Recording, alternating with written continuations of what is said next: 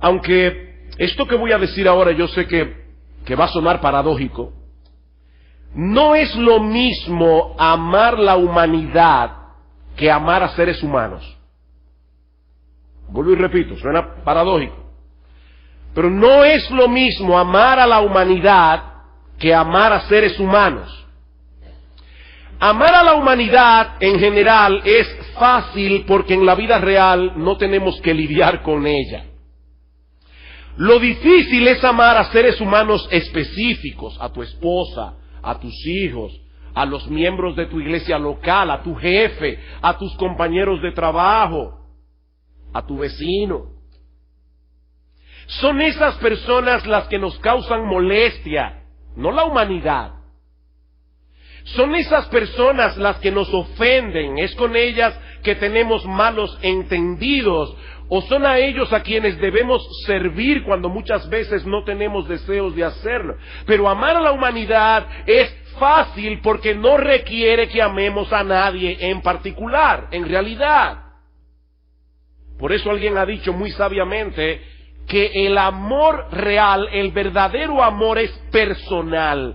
Amar realmente es hacer cosas concretas por individuos concretos.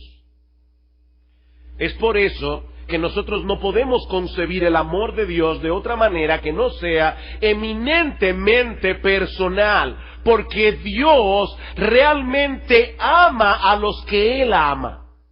Dios realmente ama a los que Él ama, no de palabra solamente, sino de hecho y en verdad. Él ama a personas concretas, con nombre y apellido, a quienes Él hace bien en formas concretas, a pesar de conocerlas a la perfección. Mis amados hermanos, las personas a las que Dios ama son un libro abierto delante de Él. A veces nosotros conocemos ciertas personas, nos parecen que van a ser simpáticas, que vamos a poder ser sus amigos, y al poco tiempo nos desencantamos de ellas. Dios no se desencanta con nosotros porque Él ya nos conoce. Nos conoce perfectamente y aún así nos ama. Y lo que es todavía más impresionante, más incomprensible, estas personas siempre han sido amadas por Dios. Desde antes de la fundación del mundo, como dice Pablo en el pasaje de Efesios que Marcos leyó hace un momento. Es en ese contexto que nosotros debemos considerar el tema que nos ocupa esta mañana al continuar la serie de estudios que iniciamos el domingo pasado sobre las doctrinas de la gracia. Un estudio que hemos titulado La sorprendente, inescrutable doctrina de la elección incondicional de Dios. Eso es lo que vamos a ver en esta mañana. La sorprendente e inescrutable doctrina de la elección e incondicional de Dios. Y como yo espero demostrar en este mensaje, mis hermanos, lo que está en juego aquí no es únicamente la soberanía de Dios en la salvación de los pecadores. Nosotros hemos cantado hace un momento que nuestro Rey, nuestro Dios, reina sobre todo. Él es soberano. Pero lo que nosotros vamos a estar considerando aquí no es únicamente la soberanía de Dios en la salvación de los pecadores. Esta doctrina tiene que ver con la naturaleza del amor de Dios. ¿Con qué tipo de amor nos ama Dios? Ahora, antes de entrar directamente nuestro tema, yo necesito tomar unos minutos para contrastar la perspectiva de la salvación que nosotros entendemos que la Biblia enseña, y yo trataré de demostrar eso en esta mañana. Y que nosotros vamos a identificar esa perspectiva bíblica de la salvación, vamos a identificarla por ponerle una etiqueta para que sea fácil para nosotros. Vamos a identificarla como la perspectiva reformada de la salvación, porque es la perspectiva que los reformadores del siglo XVI defendieron. Vamos a contrastar esa perspectiva reformada de la salvación con la perspectiva que muchos tienen en el día de hoy y que vamos a llamar la perspectiva arminiana de la salvación.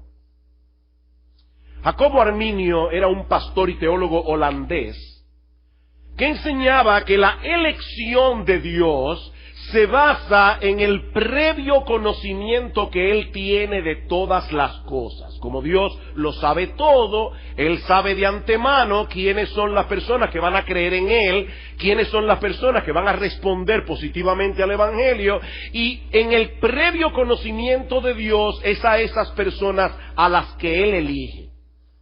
Eso quiere decir que según Arminio, no según la Biblia, pero según Arminio, la elección inicial no es de Dios, es del hombre.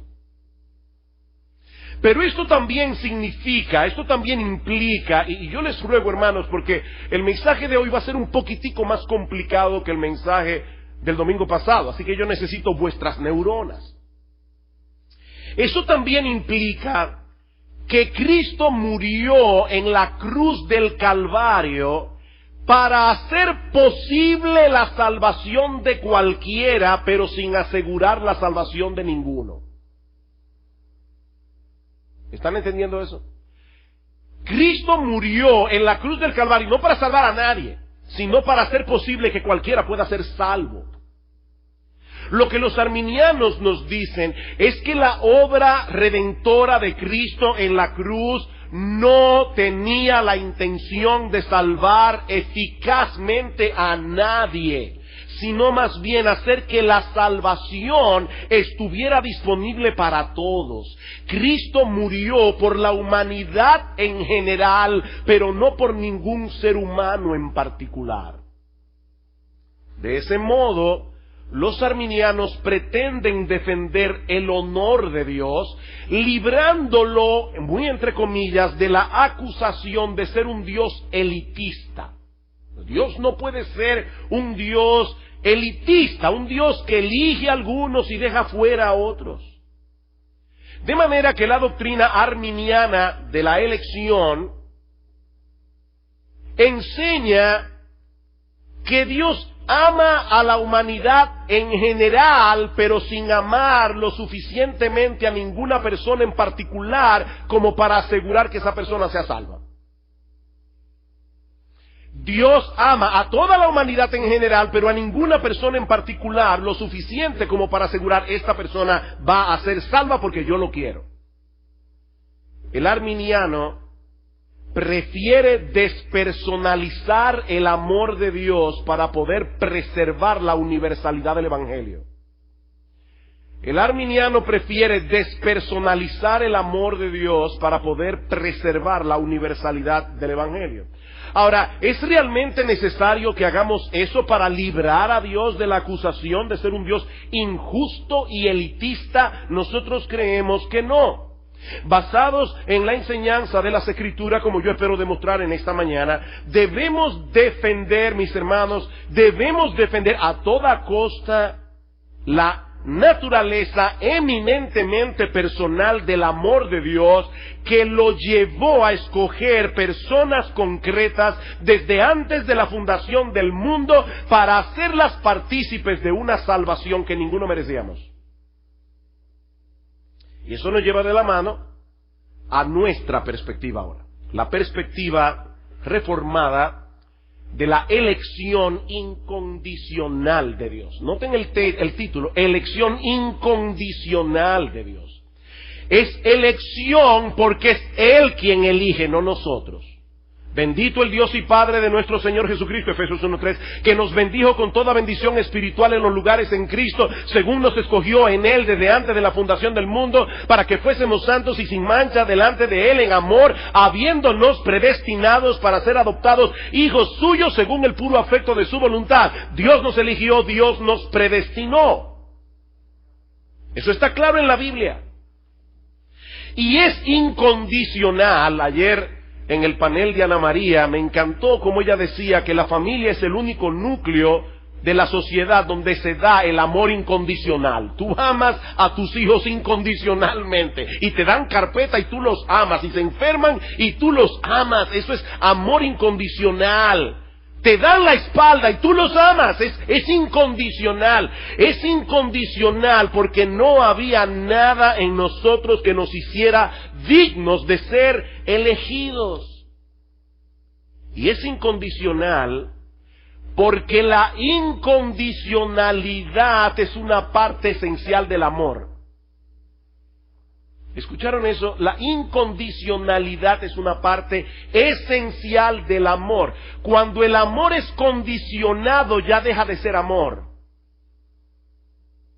Voy a hacer esto por ti porque yo sé que en algún día tú harás algo también por mí. Eso no es amor, eso es un negocio. Pero el amor, para que sea amor, tiene que ser incondicional. Y ese es el tipo de amor incondicional, el que Dios tiene por nosotros. Romanos capítulo 5. Y hermano, para mí es muy, muy importante que nosotros escuchemos lo que dice la palabra de Dios. Y cuando lo que dice la palabra de Dios no concuerda con nuestros sentimientos más íntimos del corazón, nosotros tenemos que decir: sea Dios veraz y todo hombre mentiroso, incluyéndome a mí mismo. ¿Qué dice Dios en su palabra? Romanos capítulo 5, versículo 6. Porque Cristo, cuando aún éramos débiles, a su tiempo murió por los impíos. Ciertamente apenas morirá alguno por un justo, con todo pudiera ser que alguno osara morir por el bueno, mas Dios muestra su amor para con nosotros en que siendo aún pecadores, Cristo murió por nosotros. Cuando Cristo murió por nosotros, en la mente de Dios, Él nos veía como impíos, nos veía como pecadores, nos veía como sus enemigos.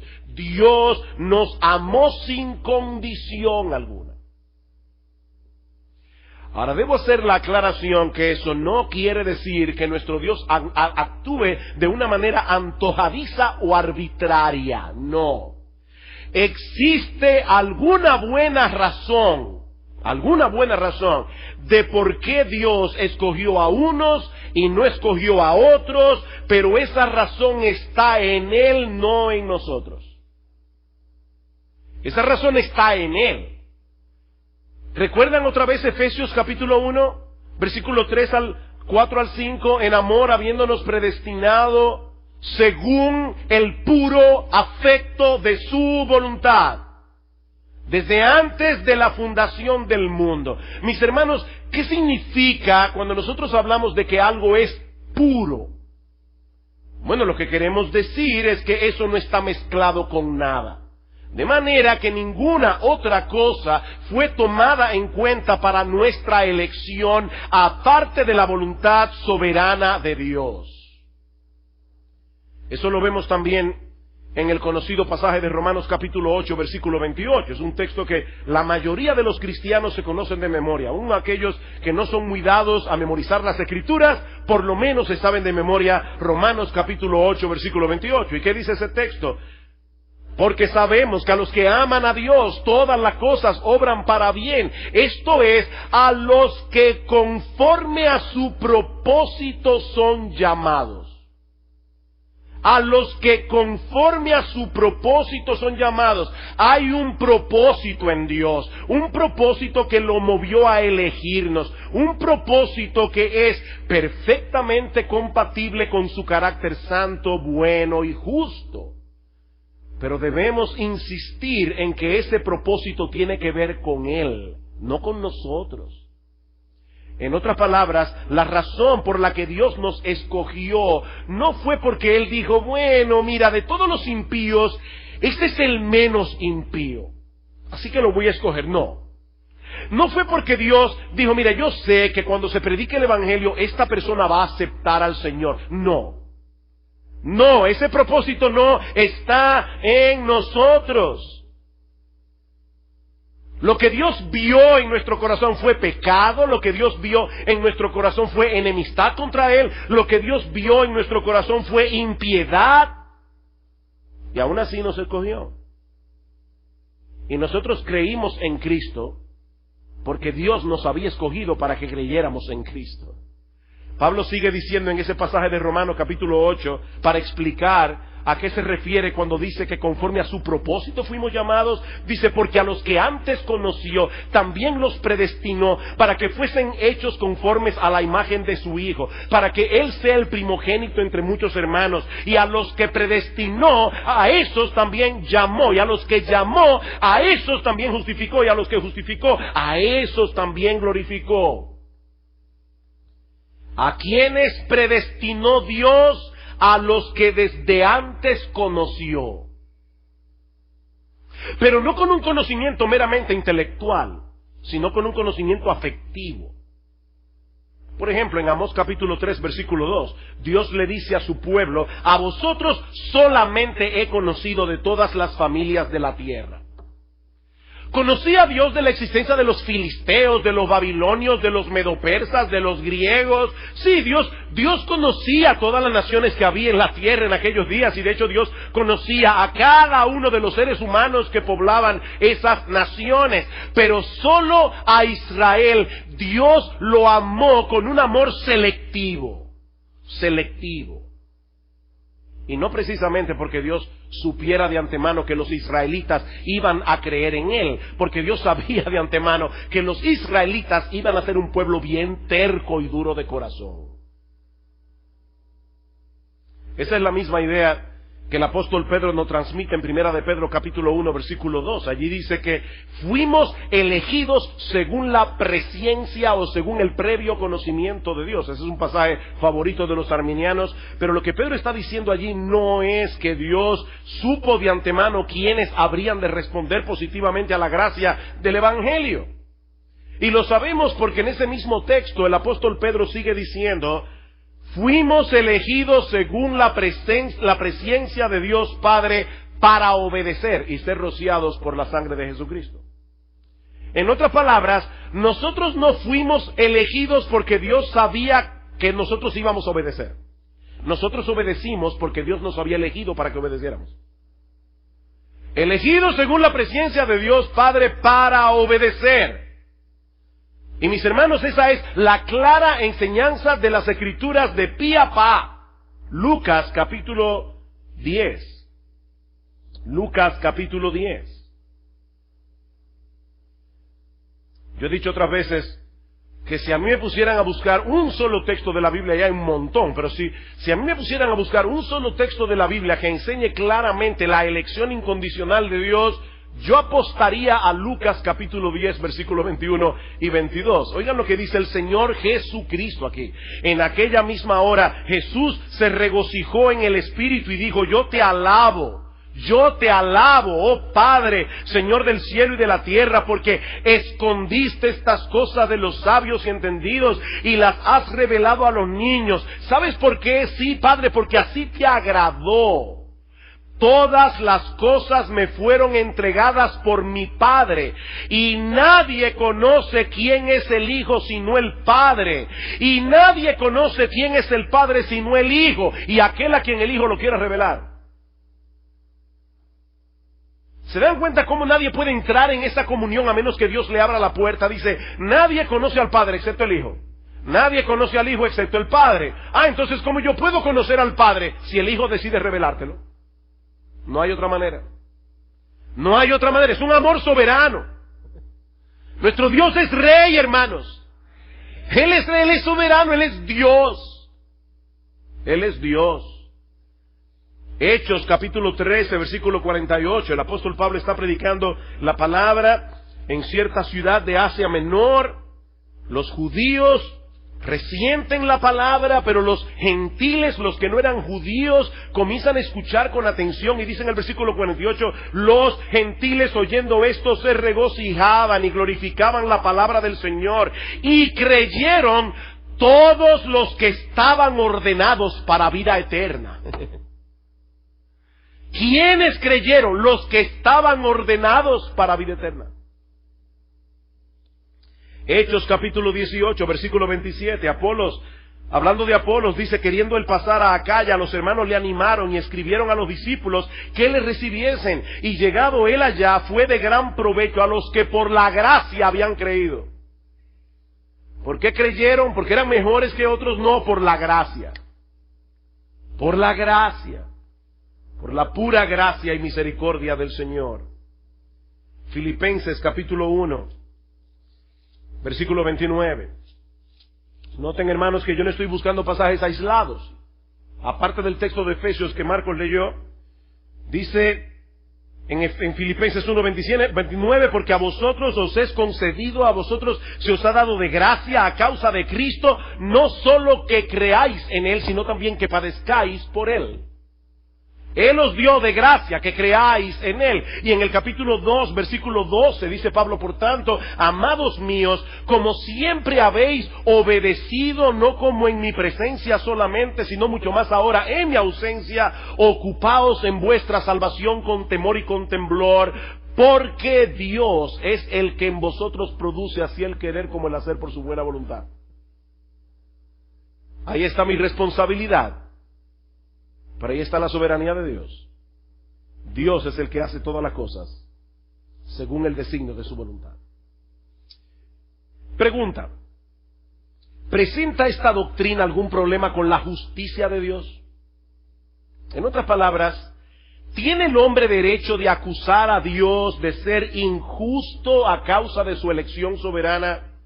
Bueno, ese es el aspecto que yo quiero pasar a considerar ahora a la luz de la enseñanza del apóstol Pablo en el capítulo 9 de Romanos. Yo le pido por favor que me acompañen allí. Romanos capítulo 9. Romanos 9. Y debo confesar, hermanos, que estamos navegando por porciones de las Escrituras que a mí me fascinan. Yo estoy tratando de mantenerme dentro del carril para terminar a tiempo.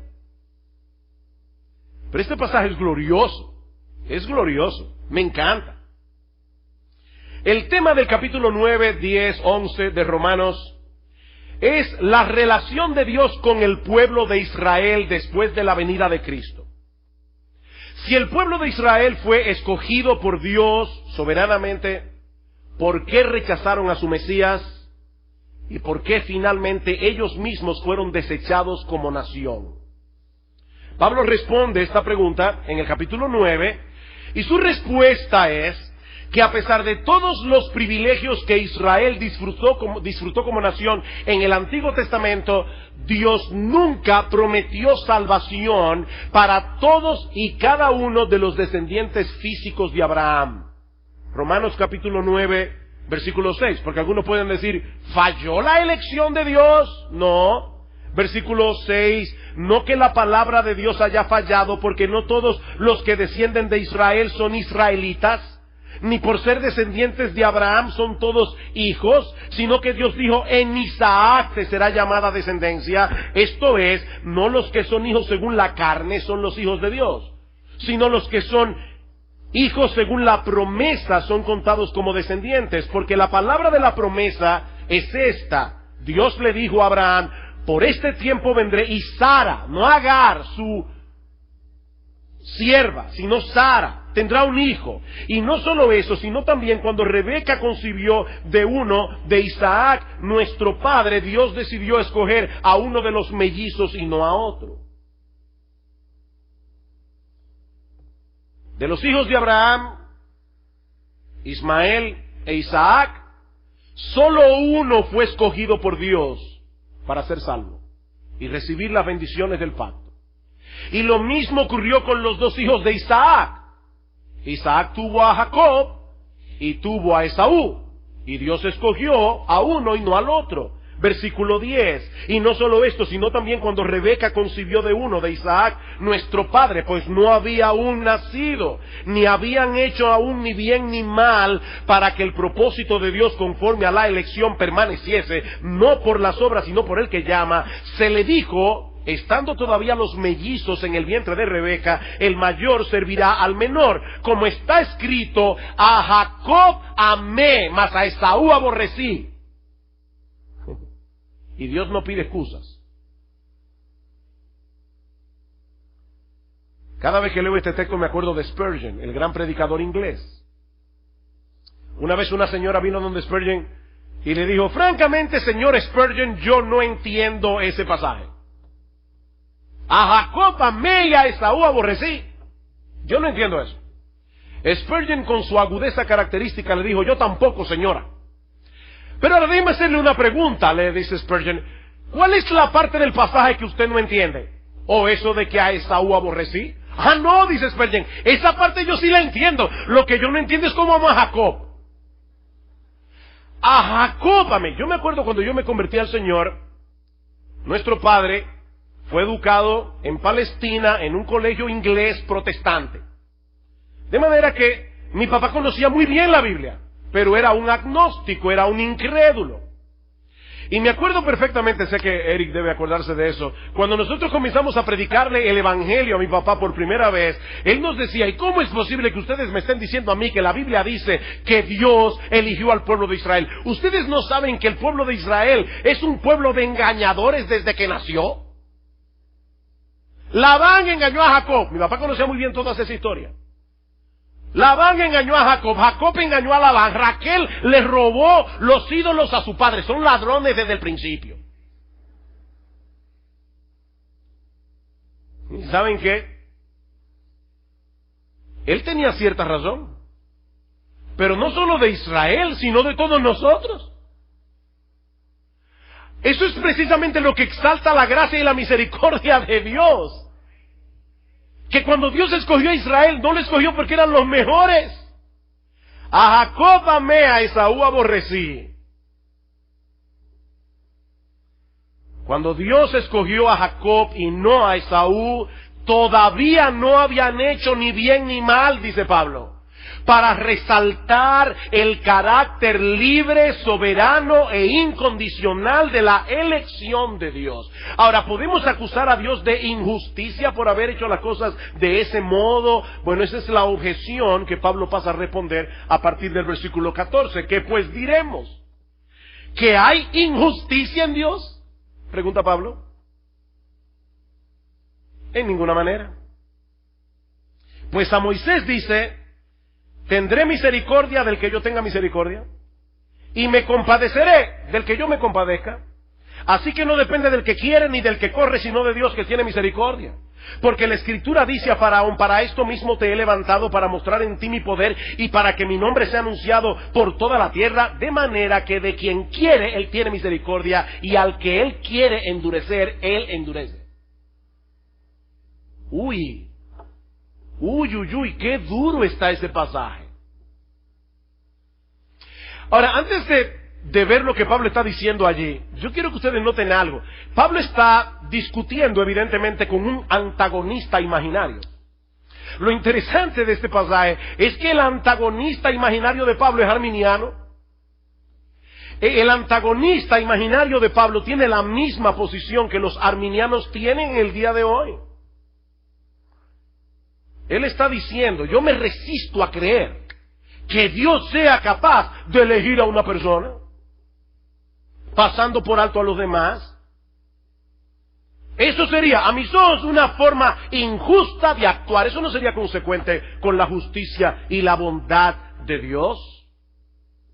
Pero Pablo, inspirado por el Espíritu Santo, en una forma sorprendente, lleva la mente de esta persona a dejar de estar enfocada en la justicia de Dios y enfocarse en la misericordia de Dios.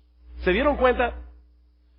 Pablo inmediatamente cambia el foco. ¿Hay injusticia en Dios? No, pero sí hay misericordia. No, pero sí hay misericordia. Miren, mis hermanos, y todos los que nos visitan en esta mañana, escuchen esto con mucha atención.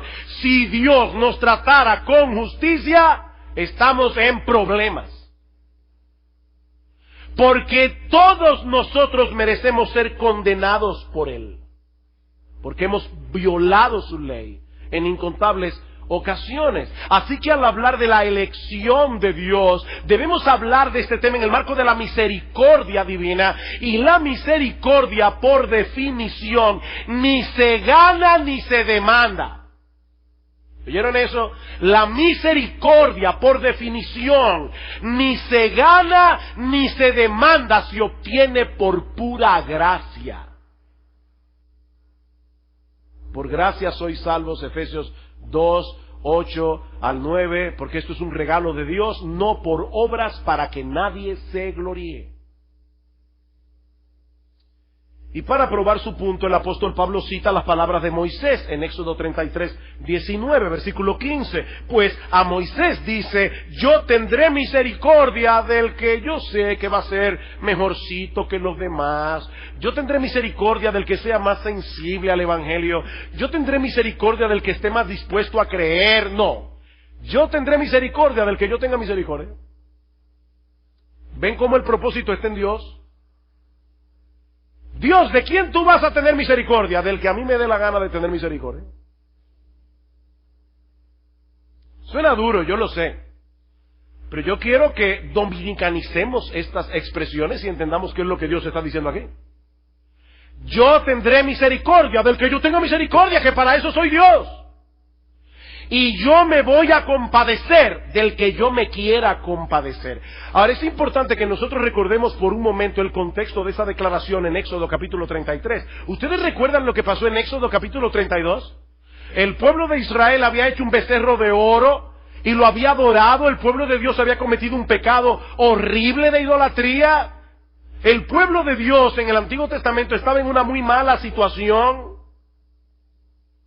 a menos que Dios decidiera tener misericordia de algunos. Fíjense, si Dios en ese momento de la historia de Israel hubiera decidido exterminar a la nación judía completa, hubiera actuado con justicia, porque eso era lo que ellos se merecían. Ay, sí, pastor, mire, cuando yo leo el Antiguo Testamento, yo me doy cuenta de una cosa. Oye, esos judíos eran tercos. Ajá, ¿y qué de ti? O sea, ¿tú crees que tú eres mejor que ellos? No, nosotros podemos decir exactamente lo mismo de nosotros. Todos nosotros merecemos el justo juicio de Dios por causa de nuestros pecados. Pero Dios, en su infinita bondad, en su compasión, Él ha decidido soberanamente extenderle su misericordia a los que Él quiera extenderle su misericordia. No depende del que quiere. ¿Saben por qué? Porque ninguno va a querer. Lo veíamos el domingo pasado. Ninguno va a querer. Algunos visualizan la doctrina de la elección incondicional de Dios como si esta doctrina enseñara que Dios está en la puerta decidiendo arbitrariamente. Hay un montón de personas que quieren entrar a la salvación y Dios está arbitrariamente decidiendo, tú sí, tú no, tú sí, tú no. No es de eso que se trata este asunto. Cuando Dios decide escoger a algunos es porque Él sabe que ninguno va a querer por sí mismo. ¿No lo vimos el domingo pasado? Romanos capítulo 3, versículo 11. ¿Qué dice Pablo? No hay quien entienda, no hay quien busque a Dios. No, mire, pastor, créame, yo desde niño siempre he buscado a Dios. No, eso es imposible porque la Biblia dice que no. Tú has buscado las bendiciones de Dios, tú has buscado al Dios que tú te imaginas que Él es en tu corazón, pero al Dios de la Biblia no. La Biblia dice no hay quien entienda, no hay quien busque a Dios. Todos se desviaron, a una se hicieron inútiles, no hay quien haga lo bueno, no hay ni siquiera uno y tú no eres la excepción. Así que Dios sabía que nadie iba a querer. Es a la luz de esa realidad que debemos considerar el ejemplo de Faraón, versículo 17, porque la Escritura dice a Faraón: para esto mismo te he levantado, para mostrar en ti mi poder, y para que mi nombre sea anunciado por toda la tierra, de manera, dice Pablo, que de quien quiere tiene misericordia, y al que quiere endurecer, endurece. Algunas personas dicen, es impensable que Dios elija a algunos y pase por alto a otros. Pero eso es precisamente lo que Pablo está enseñando aquí. Dios soberanamente decidió no mostrarle su misericordia a Faraón, sino su justicia. Lo trató con justicia. Y nadie puede sentar a Dios en el banquillo de los acusados por hacer eso. Cuidado. Nadie puede sentar a Dios en el banquillo de los acusados. Y esto básicamente por dos razones. Primero, porque Faraón era culpable de su propio pecado, era culpable de su propio endurecimiento. Él endureció su corazón contra Dios. Pero en segundo lugar, porque Dios en su soberanía puede decidir manifestar su gloria, teniendo misericordia de algunos que no lo merecen, y manifestar su gloria en otros, dejándolos en la condenación que sí merecen. ¿Escucharon eso? Dios es soberano y Él puede decidir manifestar su gloria mostrando su misericordia a personas que no lo merecen. Y Dios puede decidir mostrar su gloria tratando con justicia a personas que también se lo merecen. Eso lo lleva de la mano a la segunda objeción del pasaje. Versículo 19. Pero me dirás, le dice el antagonista a Pablo, ¿por qué pues inculpa entonces? Porque ¿quién ha resistido a su voluntad? ¿Se dan cuenta que el individuo es arminiano? El individuo con el que Pablo está discutiendo. ¿Por qué inculpa entonces Dios si nadie puede resistir su voluntad? Yo siempre he pensado que si Pablo hubiese sido arminiano, ese hubiera sido el mejor momento para aclarar su punto. Él hubiera dicho, no, espérate, fíjate, Dios elige a los que Él sabe de antemano que van a elegirlo primero. ¿Verdad? Ese hubiera sido el momento perfecto para decir, no, Dios eligió a aquellos que Él sabía que se iban a inclinar primero hacia Él. Pero esa no es la respuesta de Pablo. La respuesta de Pablo es, mas antes, hombre, ¿quién eres tú para que alterques con Dios? ¿Dirá el vaso de barro al que lo formó, por qué me has hecho así?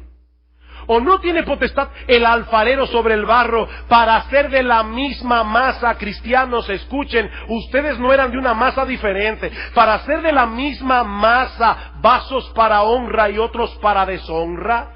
¿Y qué, dice Pablo, si Dios, queriendo mostrar su ira y hacer notorio su poder, soportó con mucha paciencia los vasos que Él preparó de antemano para destrucción, y para hacer notorias las riquezas de su gloria, las mostró para con los vasos de misericordia que Él preparó de antemano para gloria, a los cuales también ha llamado Dios?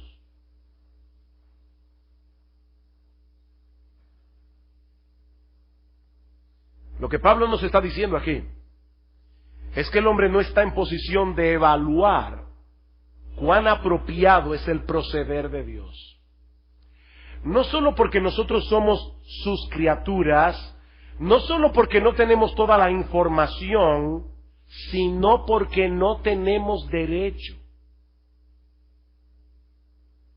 Mi amigo, tú me estás escuchando, tú no tienes derecho a cuestionar a Dios. Y muchas veces, aún los mismos cristianos, ¿por qué, Señor, me está pasando esto a mí? Hermanos, nosotros no tenemos derecho a cuestionar a Dios. Fue de la misma masa de una humanidad perdida, impía, pecadora, enemiga de Dios, que Dios hizo vasos para honra y vasos para deshonra, de la misma masa. Todos merecemos la ira de Dios. Pero Él decidió glorificarse en algunos, dejándolos en su justa condenación y teniendo misericordia sobre otros que también merecen ser condenados, pero a eso los eligió para ser salvos. Y todo eso, no lo olviden, al costo de la vida de su Hijo. Permítanme aterrizar un poco esto tan teológico que hemos estado viendo hoy aquí. Lo que yo estoy diciendo, mis amados hermanos, o lo que yo entiendo que la Biblia claramente enseña, es que Cristo no murió en la cruz del Calvario para crear un sistema que hiciera posible la salvación de cualquiera, pero sin asegurar la salvación de ninguno, no.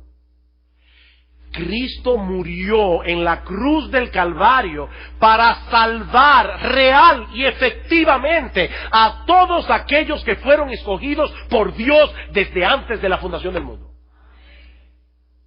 Increíble. Dios nos escogió de pura gracia. ¿Por qué, Señor? Porque nos amó incondicionalmente. Incondicionalmente. 2 Timoteo capítulo 1 versículos 8 y 9. 2 Timoteo capítulo 1 versículos 8 y 9. Yo no estoy buscando un versículo por aquí, otro versículo por allá. Esta es una enseñanza de la Biblia. Pablo dice a Timoteo, por tanto, no te avergüences de dar testimonio de nuestro Señor ni de mí, preso suyo, dice Pablo, sino participa de las aflicciones por el Evangelio según el poder de Dios, quien nos salvó y llamó con llamamiento santo, no conforme a nuestras obras, sino según el propósito suyo y la gracia que nos fue dada en Cristo Jesús desde antes de los tiempos de los siglos.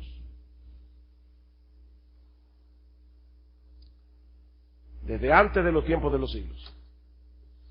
Eso significa, mi amado hermano, que cuando Jesús se hizo hombre, vivió una vida perfecta de obediencia a la voluntad del Padre, para luego morir en una cruz, resucitar al tercer día, ascender a los cielos. Él hizo todo eso por amor de ti. Por amor de ti, de manera personal. Cada detalle de la historia de la redención lleva tu nombre escrito, si tú eres cristiano. Mi hermano, déjame decirte algo, para que... Yo sé que hace calor, yo tengo calor también aquí. Pero déjame decirte algo. Lo que yo estoy diciendo es que cuando Dios le ordenó a Noé que construyera un arca, cuando Dios levantó a Moisés para que sacara a su pueblo de la esclavitud de Egipto y preservó a Israel hasta la llegada del Mesías, Él lo hizo por amor a ti. Por amor a ti. Noé construye un arca porque yo no puedo permitir que la tierra se destruya, yo tengo que salvar a fulano, a ti. Moisés saca al pueblo de Israel de Egipto porque el Mesías tiene que venir para rescatar a fulano, porque yo lo escogí para salvación desde antes de la fundación del mundo. Mis hermanos, este libro llamado la Biblia es intensamente personal. Cuando tú lees el Antiguo Testamento estás leyendo tu historia familiar. Es de ti que habla este libro. Es de ti. Y todo eso con el propósito ulterior de glorificarse a sí mismo teniendo misericordia de ti.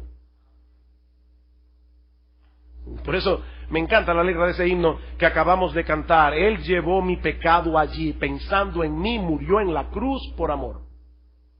Un arminiano no puede cantar eso. Y lo grande es que lo cantan en las iglesias. Pero no están entendiendo lo que están cantando. Ellos no pueden cantar eso. Un arminiano no puede decir Cristo murió por mí. Cristo murió por todos para ver si alguno se salva. No, Cristo murió por mí. Él llevó mi pecado allí. Pensando en mí, murió en la cruz mi Señor, por amor. ¿Por qué es importante esta doctrina? Rápidamente. Primero, porque la doctrina bíblica de la elección incondicional promueve la humildad, no el orgullo. Algunas personas dicen, pero si ustedes creen eso se van a llenar de soberbia. Nosotros somos los escogidos de Dios. No, todo lo contrario. Cuando yo recuerdo, Dios me escogió, cuando yo era un gusano pecador, cuando yo iba camino al infierno, cuando yo no merecía ser escogido, eso me lleva a la humildad. No, Dios me escogió porque Él sabía que yo iba a creer. No, tú creíste porque Él te escogió. Así que no tienes ningún propósito en jactarte. ¿Dónde está la jactancia? Dice Pablo. ¿Dónde está la jactancia? La salvación es de Jehová. Dios se lleva toda la gloria en esta doctrina. Dios se lleva toda la gloria. Por eso es que me encanta esta doctrina. Dios se lleva toda la gloria. En segundo lugar, la doctrina bíblica de la elección incondicional promueve santidad. Promueve santidad. Muchos presuponen que si nosotros partimos de la premisa de que la salvación no depende en absoluto de mi esfuerzo, sino de la misericordia de Dios, yo no voy a tener ninguna motivación para esforzarme por ser más santo. No. Es exactamente a la inversa. Cuando el creyente entiende que Dios lo escogió desde antes de la fundación del mundo, como dice Pablo en Efesios 1, para que fuésemos santos y sin manchas delante de Él, eso es una poderosa motivación para ser santo. Óyeme, Dios me escogió para ser santo desde antes de la fundación del mundo. O como dice Pablo en Romanos capítulo 8, para ser hechos conformes a la imagen de su Hijo. Tercero, la doctrina bíblica de la elección incondicional promueve seguridad de salvación. Promueve seguridad de salvación. ¿Qué puede darle más seguridad a un creyente que el hecho de saber que su salvación depende de la misericordia de Dios? Que su salvación depende del Dios soberano, sin condición alguna. Porque Él decidió amarnos desde antes de la fundación del mundo. Y Él diseñó un plan costosísimo de salvación. para poder salvarnos sin pasar por alto su justicia, porque Cristo fue castigado en mi lugar. Me glorío en Jesucristo. Me glorío en Jesucristo. La elección bíblica de la elección incondicional promueve en cuarto lugar la gloria de Dios únicamente, no la del hombre. Precisamente porque no depende del que quiere, ni del que corre, sino de Dios que tiene misericordia. Toda la salvación, toda la gloria, en la salvación de los pecadores le pertenece únicamente a Él. Fue la contemplación de ese plan maravilloso que llevó al apóstol Pablo a decir en Romanos capítulo 11, versículo 33, ¡oh, inescrutables! ¿Cómo dice Pablo en Romanos capítulo 11, versículo 33? Dice, ¡oh, profundidad de las riquezas, de la sabiduría y de la ciencia de Dios! ¡Cuán inescrutables son sus juicios e inescrutables sus caminos! Porque ¿quién entendió la mente del Señor? ¿O quién fue su consejero? ¿O quién le dio a Él primero para que le fuese recompensado? ¿Tú le diste algo a Dios? ¿Dios te debe algo a ti? No. El infierno te debe Dios. ¿Quién le dio a Él primero para que le fuese recompensado? Pablo dice nada, porque de Él y por Él y para Él son todas las cosas. Por lo tanto, a Él y solo a Él sea la gloria por los siglos. Amén. Pero no quiero terminar. Bueno, hay una cosa más. La doctrina bíblica de la elección incondicional es un gran consuelo para el creyente en medio de la aflicción. Es un gran consuelo. Hermano, muchas veces nosotros preguntamos, ¿Dios me ama cuando estamos pasando por un momento de aflicción? Recuerda, Dios te escogió para ser semejante a Cristo. Y por lo tanto, tú vas a pasar por tribulación en esta vida, vas a pasar por aflicciones en esta vida, pero esas aflicciones tienen un propósito, y el propósito es hacerte como Cristo. A los que antes conoció, también los predestinó para que fuesen hechos conformes a la imagen de su Hijo. Ahora, mi amigo, si tú estás aquí en esta mañana sin Cristo, déjame decirte algo y con esto concluyo. Todo esto que hemos dicho hoy de la elección no elimina toda esperanza para ti. Ni debe darte una excusa para no venir a Cristo en arrepentimiento y fe. El llamado de Dios a los hombres a través del Evangelio es universal. Y óyeme bien, mi amigo, no habrá nadie que atienda a ese llamado y que sea desechado. Nadie. La Biblia no enseña en ningún lugar que para venir a Cristo yo tengo que saber primero si soy uno de los elegidos. No, mi amigo, lo único que tú tienes que saber es que tú eres pecador. Y que Cristo murió en la cruz del Calvario. Y que todo aquel que se arrepiente de sus pecados y viene a Él confiando en Cristo será salvo. Si tú sabes eso, tú no tienes que saber absolutamente nada más para responder al llamado del Evangelio. No, ven a Cristo hoy, ahora. No te preguntes si tú estás en esa lista de los elegidos. No, ven a Cristo, pídele perdón y Él te perdonará. Ven a Cristo y aún pídele que venza tu obstinación, porque Él tiene poder para vencer tu obstinación a través de la predicación del Evangelio. Ven a Cristo y pídele perdón. No te quedes allí tratando de averiguar si eres uno de los escogidos. Porque tú vas a averiguar eso después que seas salvo. Hay una puerta que dice, venid a mí todos los que estáis trabajados y cargados, yo los haré descansar. Esa es la invitación. El que entra por esa puerta verá del otro lado un letrero que dice, tú fuiste escogido para esta salvación desde antes de la fundación del mundo, pero no lo vas a saber hasta que entres por esa puerta. Ven a Cristo y serás recibido si vienes clamando por misericordia.